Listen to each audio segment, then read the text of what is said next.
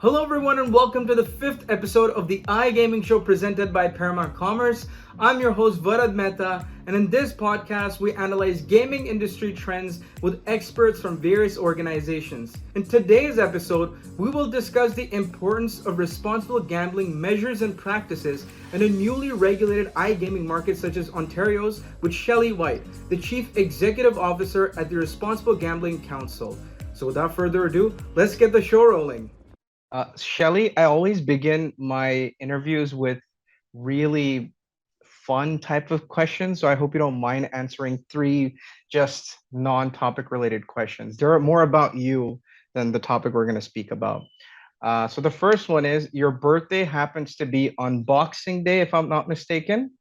So are there double celebrations during Christmas time? Hi, Murad. It's a pleasure to be here. Yeah, you know what? The great thing about having a birthday on Boxing Day is that everybody is all together. So it's always been a celebration of with family and friends. And it's a very festive time of year. So, the festivities just continue. Okay, perfect. Number two is I read somewhere that you said this, that you are the first and last person on the dance floor. So, what is your go-to dance move? The cha-cha. The cha-cha, the salsa. I actually had the opportunity before COVID to participate in a charitable event that was for the Community Foundation of Mississauga. It was Dancing with the Stars, and I did the cha-cha to Lady Marmalade. That is awesome. That I was love fun. that. I It love was that. And lastly, I noticed that you're a big sports fan. You follow the Olympics closely. Hockey is important to you, basketball especially, and fun. that means Toronto Raptors. So I wanted to ask, how did you celebrate the Raptors' NBA championship win back in 2019? Oh my gosh, our whole office was cheering for the Raptors. And their staff. So as a result, the staff asked me, during the day of the parade, if they could take some time off to participate in the parade, and it was definitely a thumbs up go. I happened to be out of town on business, Oh, so I had to celebrate remotely. But it was an incredibly exciting time. I know that I put some posts on social media to congratulate the team and then just listen to everybody's stories about what it was like to be at that parade and to celebrate this momentous win for a team that, a Canadian team that people did not expect to win an NBA championship. But those players and that leadership team, they just did an extraordinary job. I'm so proud of them. definitely. It was like the whole country was together during that time. It was so beautiful. Yeah. Now I'd like to move on to like the more important stuff, what we're here to speak about, which is responsible gambling. Shelley, can you tell us how you got involved with responsible gambling, the Responsible Gambling Council? Yeah, sure. So in 2017, the board of directors recruited me to succeed Dr. John Kelly, who was retiring from the Responsible Gambling Council. So I'm the third CEO of an organization that's been in place for 39 years, and it's been an extraordinary experience. And what attracted you to this specific industry? Responsible gambling has been, part of the gambling or gaming industry for such a long time, but it's more prevalent now as well. So how did you get what attracted you to that? Yeah,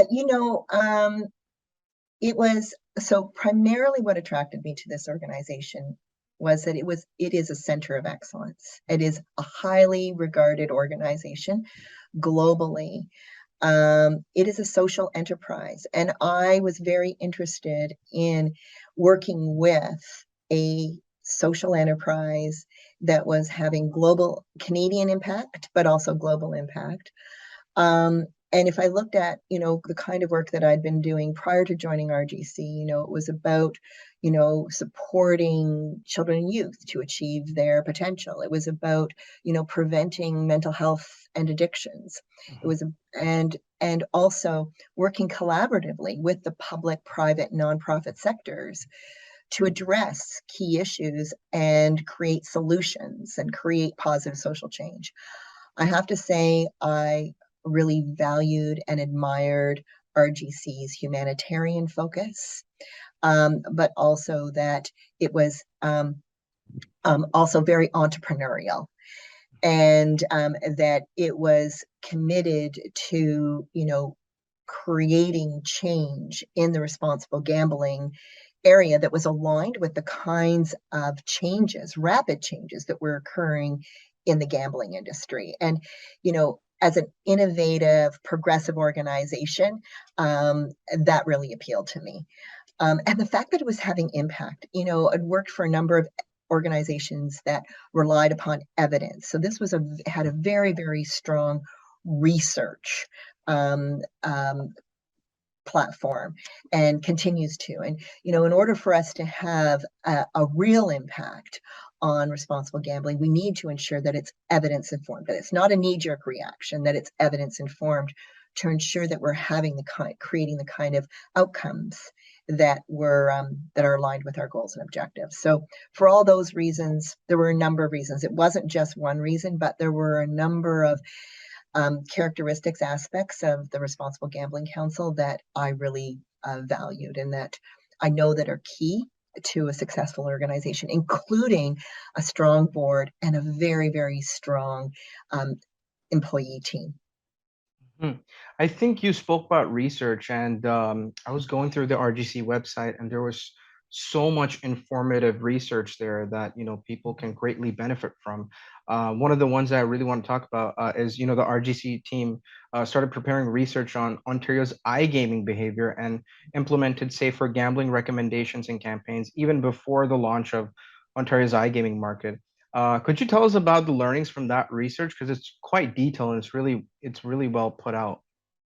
Yeah, so with COVID, we knew that with the lockdowns that people were spending more time online because their other activities were so limited. And so we wanted to understand, what was the impact of people being online, and given the conversations, we also knew, because we'd been working with the provincial government since August 2019, we knew that they were looking into the feasibility of expanding iGaming in Ontario. And so we wanted to understand, leading up to that, what Ontarians' behavior was. And that was a 3-wave longitudinal study that was funded by the Ministry of Health and Long-Term Care.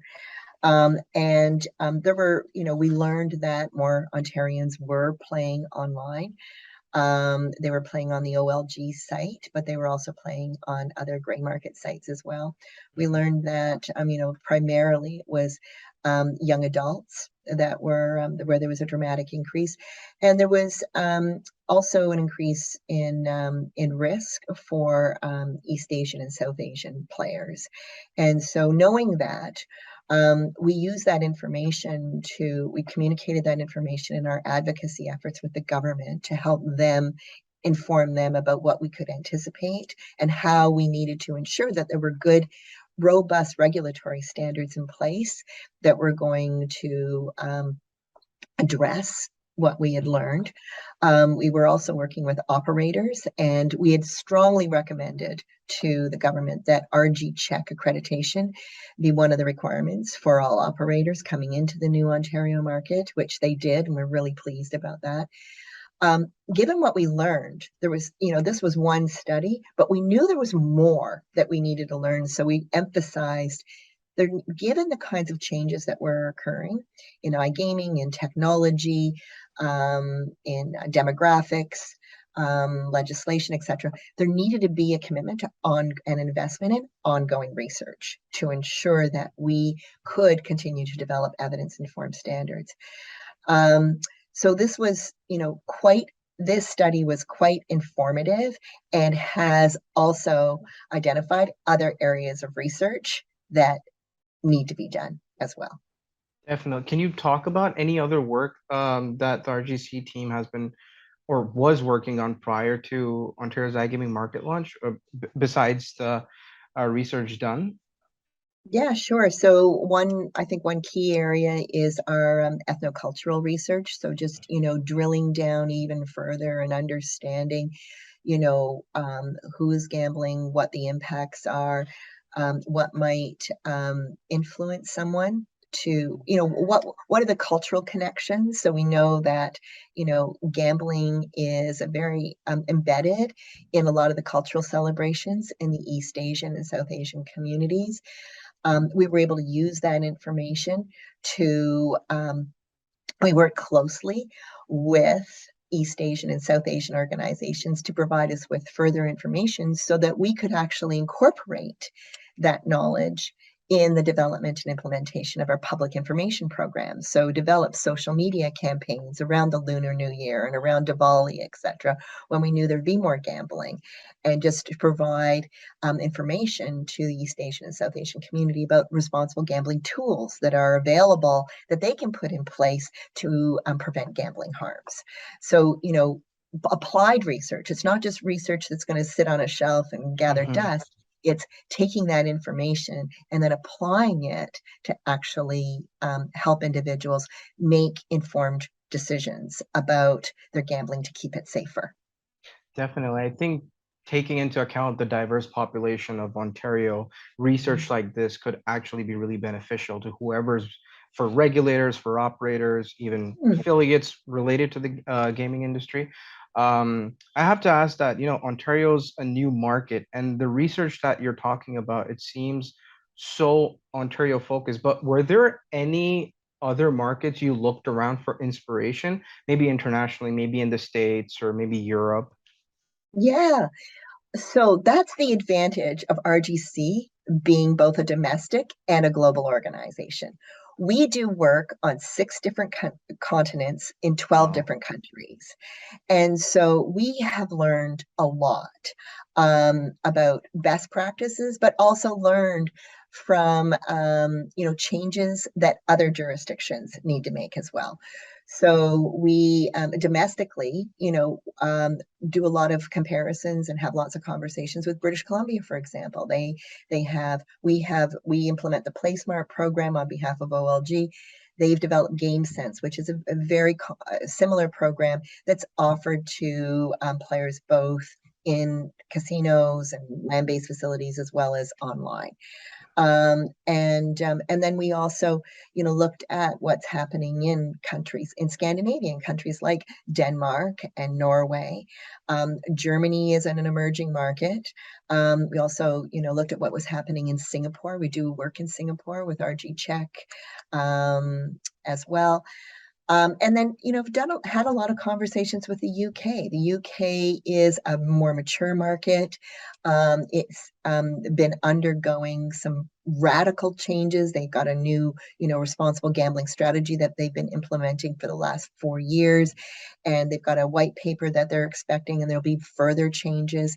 But we've learned from them. There's some really good research that comes out of Australia, and have been doing a lot of work with, the Victoria Responsible Gambling Council and with some operators in Australia. We have a board member who's Australian, and we have ongoing conversations with trade organization in Australia just to learn from each other, and also help other jurisdictions advance the responsible gambling strategies as well. So you can learn from leading practices, but you can also learn from what's not going well as well, and to help us identify where further research needs to be done, and where there's opportunities to strengthen and enhance standards. Definitely. So, speaking about the inspiration, the research, no understanding what the core goals are is equally important. So, what are the main goals that RGC wants to achieve with responsible gambling measures, and how are the results to date? Yeah. So we really take a holistic approach, Varad. So our goals are to ensure that there's strong regulatory standards in place. So working with regulators to ensure that there's evidence-informed regulations in place that provide a comprehensive approach to responsible gambling, so that there's and that operators are being held accountable for compliance with those standards. That's also extremely important.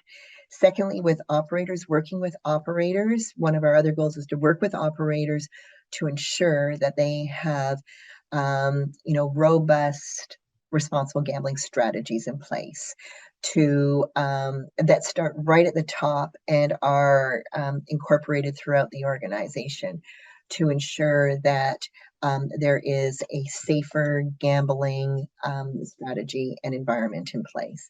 And thirdly is, working with the consumers and ensuring that we're providing consumers with public information so that they understand how gambling works, how gaming works, what the risks are, and what responsible gambling tools are in place to support them to have.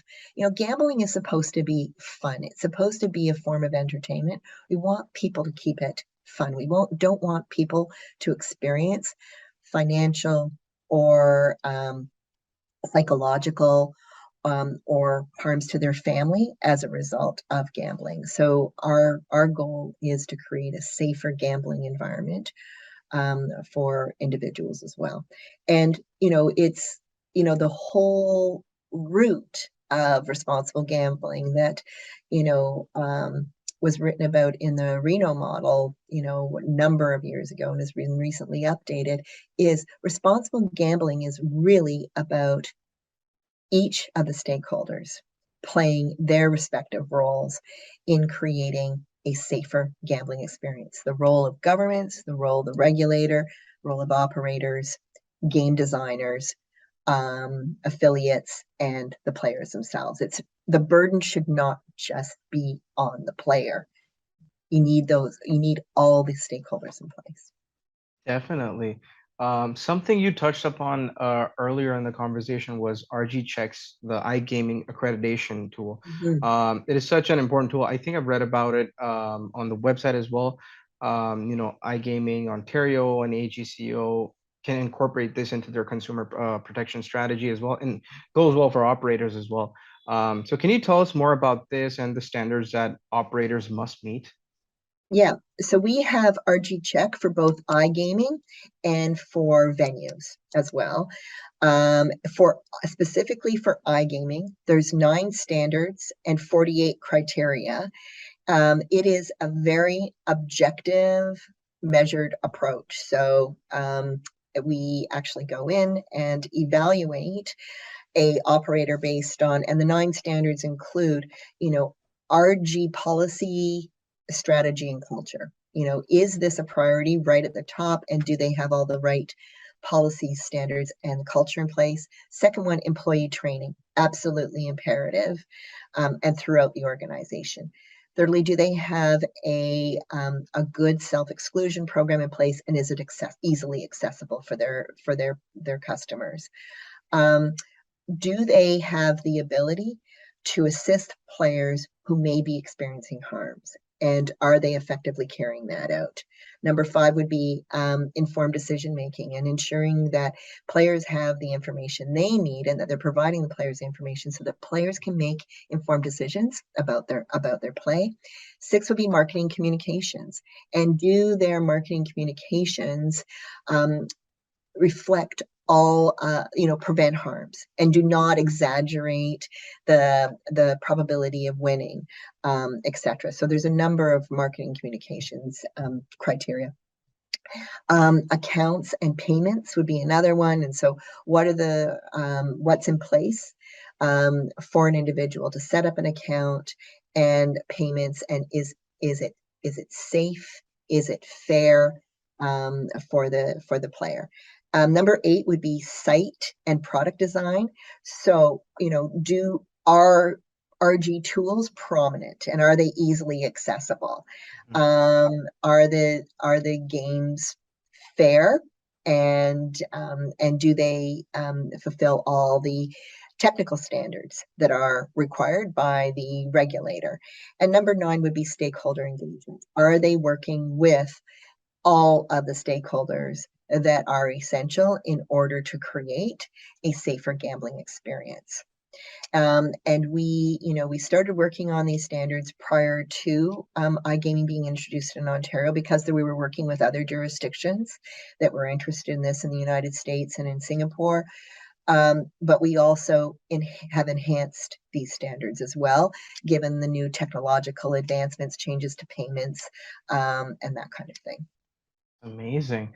And lastly, I'd like to ask you, is there something in particular that the RGZ team is working on that is, more towards the future, or maybe, a few months down the line? What is the goal project, or what is the dream project for the RGC right now? Keeping in mind Ontario for sure. Yeah. This is a very committed team, and we're working on a few priorities right now. First of all, research, and we're working on a number of research studies. But most recently, we just announced that Flutter International has provided us with funding to do a 2-year, 3-part study on advertising and marketing standards. There's a lot of questions out there about what is it okay for players to wear operators' logos on their jerseys, bonuses and promotions. I mean, there's so many different aspects of advertising and marketing. We want to make sure that whatever advertising and marketing standards are in place, that they are actually designed for harm prevention and not going to actually create an alternative in terms of driving people to the black market, because they're just not there's not the correct standards in place. So advertising and marketing, and so in 2 years from now, we'll have some really good information that can inform the development of these standards that will benefit the entire industry. Secondly, we're going to be launching very shortly a new public information campaign around responsible gambling that we're really excited about. It's really important to have a balance in the marketplace of responsible gambling ads and information in comparison with all the operators' ads. So we've got an exciting new ad that is coming out that we've been able to develop in collaboration with support from Think TV. And so more to come about that, and that will be later this month. RG Check, I mentioned that one of the requirements is that all the operators that are in the iGaming market in Ontario must go through RG Check, and new operators within the first 2 years. So we're very busy conducting RG Check accreditations with the new operators, as well as with previous operators as well, because all the land-based operators have to go through this as well. So very busy with RG Check, both within Canada, but also globally. And last but certainly not least is RGC is committed to being a thought leader in the area of responsible gambling. And we hold an annual conference called Discovery that is focused on, bringing forward and having discussions and debates and inspiring action around key issues in the responsible gambling space. This is an international conference. We'll have delegates from all over the world, and that's taking place the beginning of November. And we'll be looking at things like impact of new technology, looking at advertising and marketing standards, what is happening with respect to responsible gambling standards and regulations around the world, and what we can learn from each other. We'll be talking about what's happening in Ontario and how that's influencing the rest of Canada and other parts of the world as well, and a myriad of other, very timely, important, responsible gambling issues. Shelley, I want to thank you and the RGC team, because providing evidence-based research and having so many tools available for operators, regulators, and even consumers, I think it just it'll make gambling more of an entertainment aspect, and less it'll help in reduction of gambling harm. So I really want to thank you for giving me your time, talking about something so important. And I hope whoever listens to this podcast can, take away a lot of information that you've provided to us. And it was such an honor to speak with you. I'm a fan. So thank you again to you and the RGZ team, Shelley. Thank you so much. Brad, thank you very much for the opportunity. It was a real pleasure. Effective responsible gambling measures and practices not only help in reduction of gambling harms, but they also play a vital role in educating the public as well. This way, consumers can gamble responsibly. I want to thank Shelley White, the Chief Executive Officer at the Responsible Gambling Council, for joining us today and providing her expertise. If you have any questions for us or Shelley, do comment them down below. If you enjoyed today's episode, please don't forget to like, share, and subscribe to our YouTube channel. And thank you so much for tuning into the iGaming Show. I'm your host, Varad Mehta, and until next time, keep gaming.